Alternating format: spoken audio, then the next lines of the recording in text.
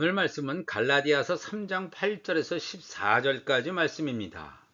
열방에 미치는 아브라함의 복이다 하는 제목으로 말씀을 나누겠습니다. 먼저 이 본문을 읽어 드리겠습니다. 또 하나님이 이방을 믿음으로 말미암아 의로 정하실 것을 성경이 미리 알고 먼저 아브라함에게 복음을 전하되 모든 이방인이 너로 말미암아 복을 받으리라 하였느니라. 그러므로 믿음으로 말미암은 자는 믿음이 있는 아브라함과 함께 복을 받느니라. 무릇 율법 행위에 속한 자들은 저주 아래에 있나니 기록된 바 누구든지 율법 책에 기록된 대로 모든 일을 항상 행하지 아니하는 자는 저주 아래에 있는 자라 하였음이라. 또 하나님 앞에서 아무도 율법으로 말미암아 의롭게 되지 못할 것이 분명하니 이는 의인은 믿음으로 살리라 하였음이라. 율법은 믿음에서 난 것이 아니니 율법을 행하는 자는 그 가운데서 살리라 하였느니라.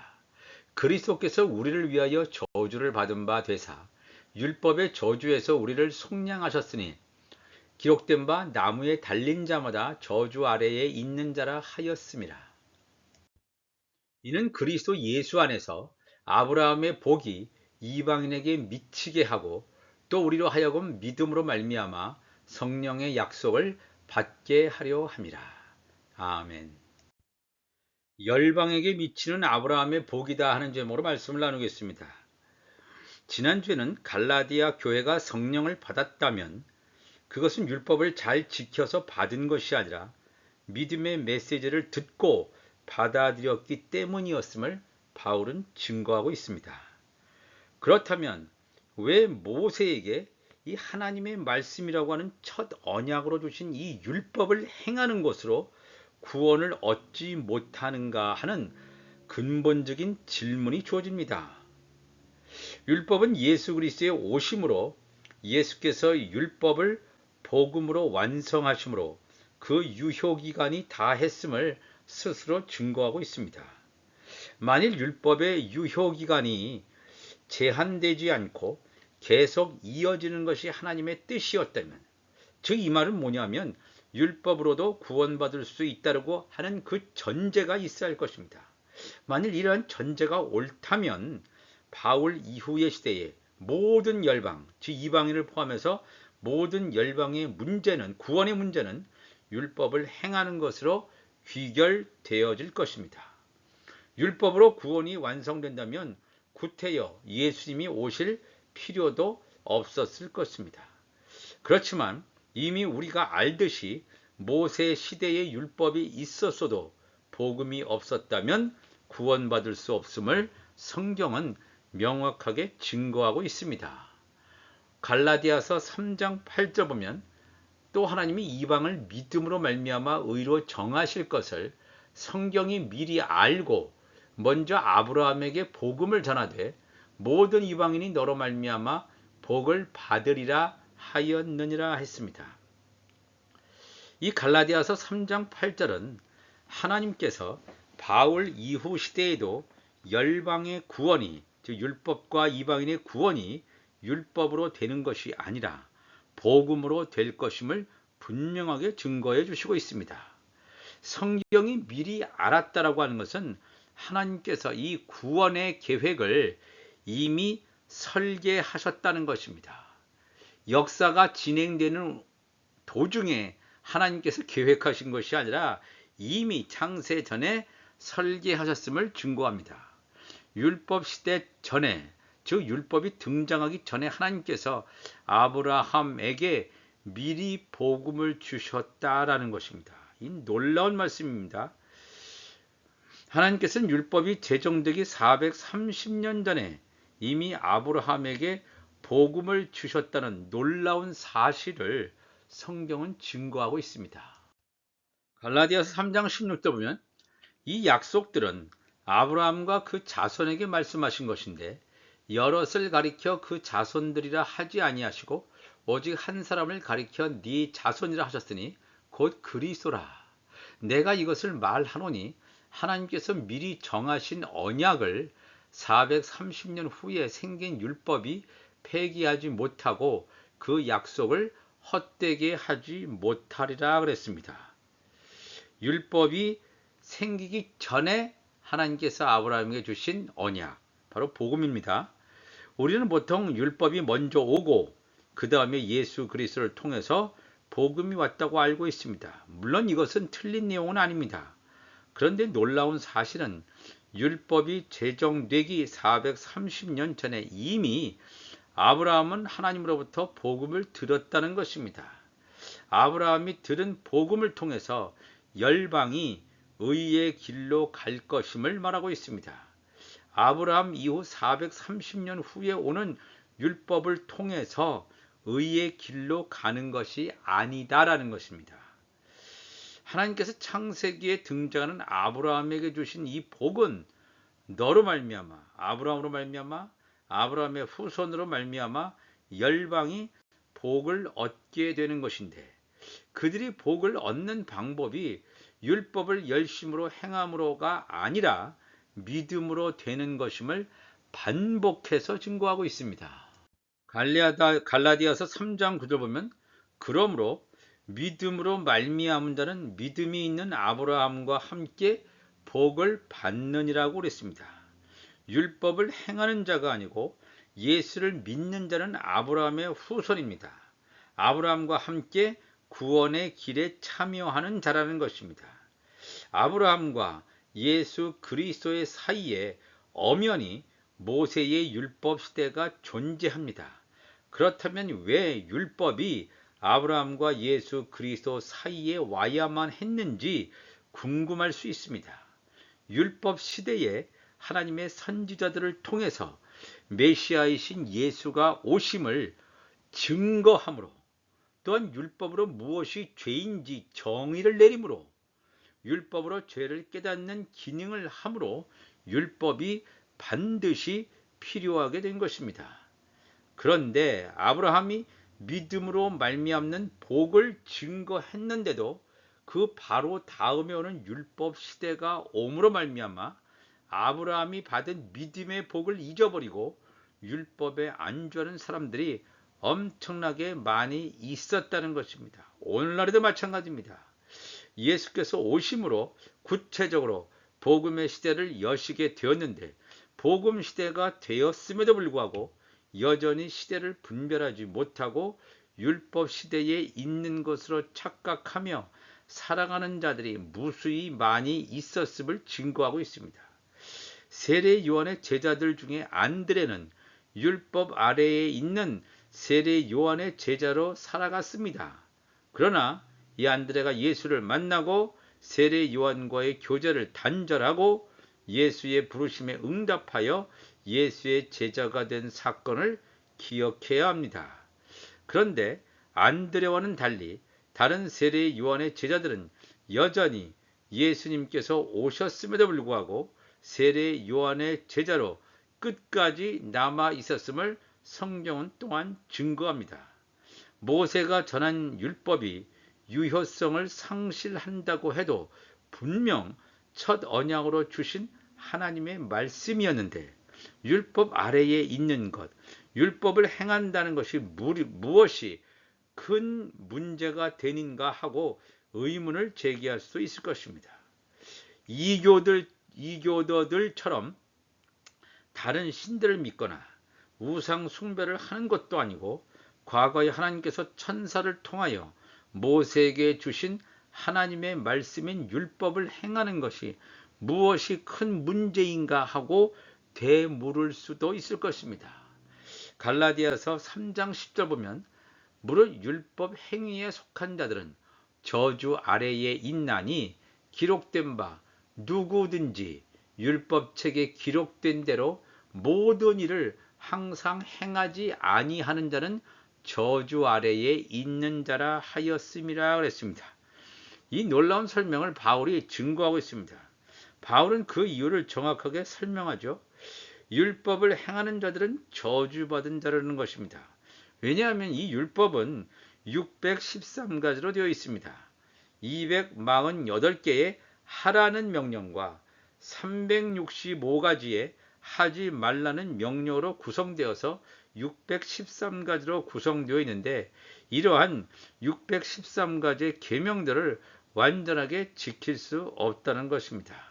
613개의 율법을 모두 그리고 항상 정확하게 지킬 수 없기 때문에 율법을 행하는 것으로는 의에 이를 수가 없습니다. 그렇다고 예수님께서 어디서 율법을 완전히 처음부터 무효화하신 것은 아닙니다. 예수님께서 이 율법을 복음으로 완성하신 분입니다. 그렇기 때문에 율법 행위에 속한 자일지라도 나중에 예수 복음을 듣고 예수 그리스도로 말미암는 복음의 길을 열어 놓으신 것을 우리가 알 수가 있습니다. 갈라디아서 3장 11절 보니까 또 하나님 앞에서 아무도 율법으로 말미암아 의롭게 되지 못할 것이 분명하니 이는 의인은 믿음으로 살리라 하였음이라 그랬습니다. 율법을 행하는 것으로는 의롭게 되지 못하기 때문에 구원의 길이 막혀버린다는 것입니다. 그렇기 때문에 하나님께서는 율법 이전에 아브라함에게 믿음의 방법으로 열방을 구원에 이르게 하시겠다고 말씀하신 것입니다. 아브라함의 믿음을 통한 의에 이르게 된다는 말씀을 주의 깊게 읽었다면 율법 시대에 있었어도 복음의 시대가 올 것임을 깨달았어야 했습니다. 갈라디아서 3장 10절 보니까 율법은 믿음에서 난 것이 아니니 율법을 행하는 자는 그 가운데서 살리라 하였느니라 그랬습니다. 예수께서 오시기 전에는 율법을 가지고 있었던 이스라엘 민족조차 율법을 행하면서 삶을 살아왔습니다. 그런데 여기서 주목할 것은 율법을 행하는 것이 구원을 이루는 것이 아니라는 것입니다. 언약 백성으로서 그들의 삶의 방식이 율법을 행하는 것이었습니다. 율법을 행함으로 구원을 받기 때문에 율법을 행하는 것이 아니라는 것입니다.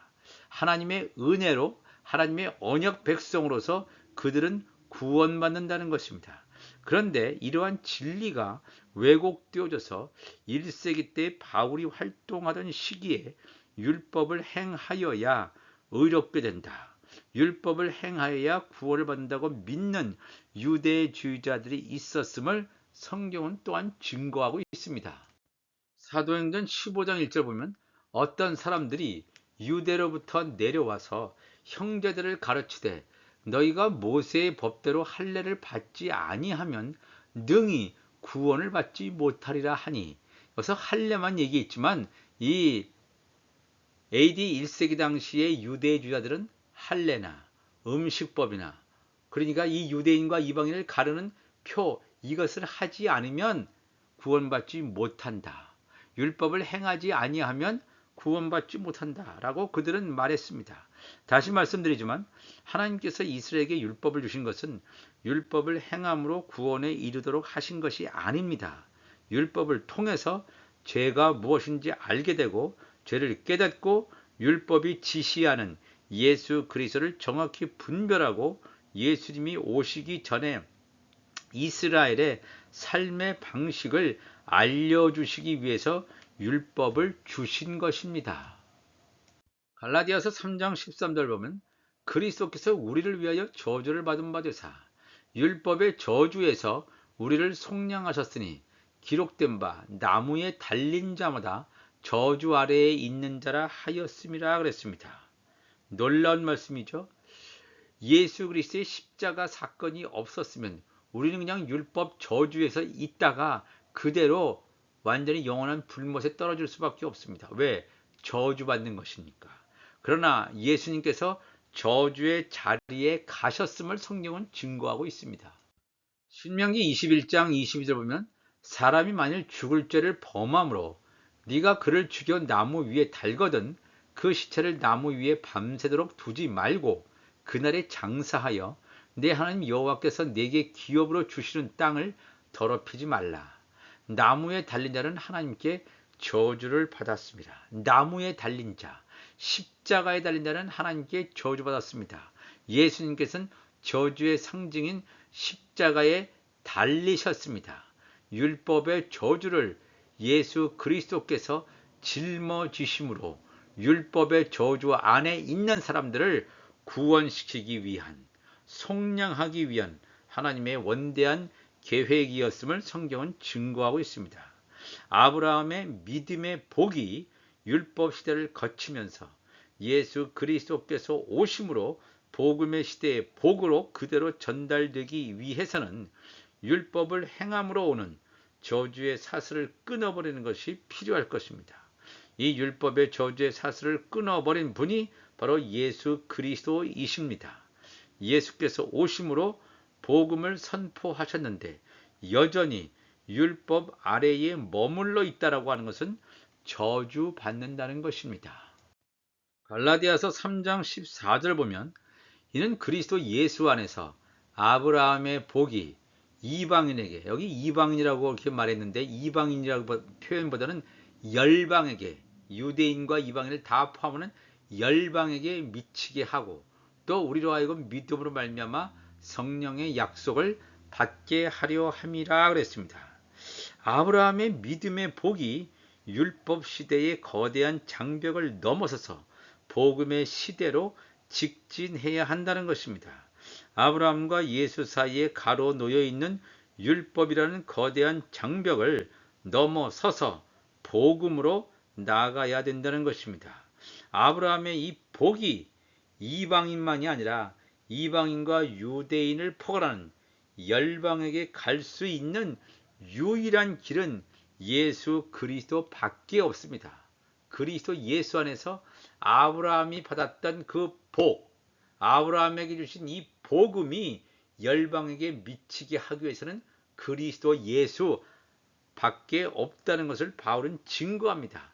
다른 어떤 인물, 다른 역사적인 어떤 실체 절대로 있을 수가 없습니다.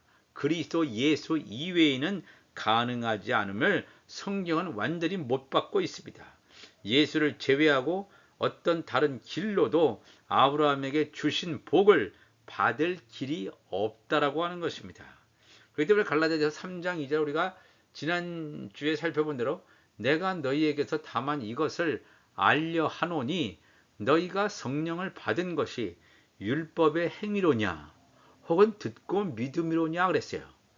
아브라함에게 주신 그 복음을 통한 이 복이 율법을 행함으로냐? 그럼 모세 시대에 준 그 율법을 통하느냐? 아니다 이거죠. 믿음의 메시지, 믿음의 선포를 받아들임으로 너희들이 성령을 받은 것이 아니냐라고 분명히 우리가 지난주에 함께 살펴봤습니다. 오늘도 우리가 이 말씀을 통해서 율법이냐 복음이냐의 문제가 아직까지도 진행형으로 남아 있습니다. 열방에게 미치는 아브라함의 복, 이 율법이 제정되기 430년 전에 하나님께서 이 아브라함에게 너로 말미암아 너의 후손 예수 그리스도로 말미암아 열방이 복을 얻게 될 것이다. 열방이 의의 길로 가게 될 것이다. 열방이 구원받게 될 것이다. 이런 복음을 하나님께서 아브라함에게 주셨단 말입니다. 그러나 이 아브라함 시대 끝나고 율법 시대가 도래함으로 말미암아 많은 사람들이 율법에 갇혀서 헤어나오지 못하고 있어요. 이미 복음 시대가 지금 2000년이 넘었는데도 불구하고 여전히 복음 시대에도 율법에 매여 사는 사람들이 얼마나 많은지 모릅니다. 오늘도 우리가 이 말씀처럼 율법의 행위로는 구원받지 못하고 의에 이르지 못하고 저주받는다라고 사도 바울이 분명히 증거하고 있습니다.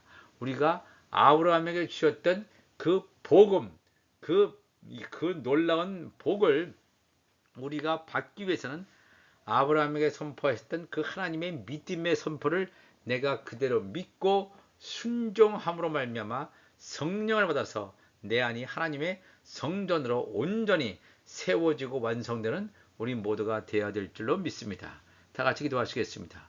하나님 아버지 감사합니다. 오늘도 귀한 말씀을 함께 나누었습니다. 율법이냐 복음이냐, 율법으로는 살릴 수가 없다라고 바울은 분명히 증거하고 있습니다. 오늘도 우리가 이 복음의 시대가 온 지 2000년이 넘었습니다. 성령이여 도와셔서 우리 안에 율법적인 요소들을 다 제거하여 주시고 묵은 곡식을 다 제거시켜 주시고 우리 안에 새 곡식, 이 놀라운 복음이 우리 안에 충만히 스며들게 하여 주옵소서. 그래서 아브라함에게 줬던 이 복음이 우리 안에 그대로 예수 그리스도 안에서 흘러 들어오게 하여 주옵소서. 감사하며 예수 그리스도의 이름으로 기도합나이다. 아멘.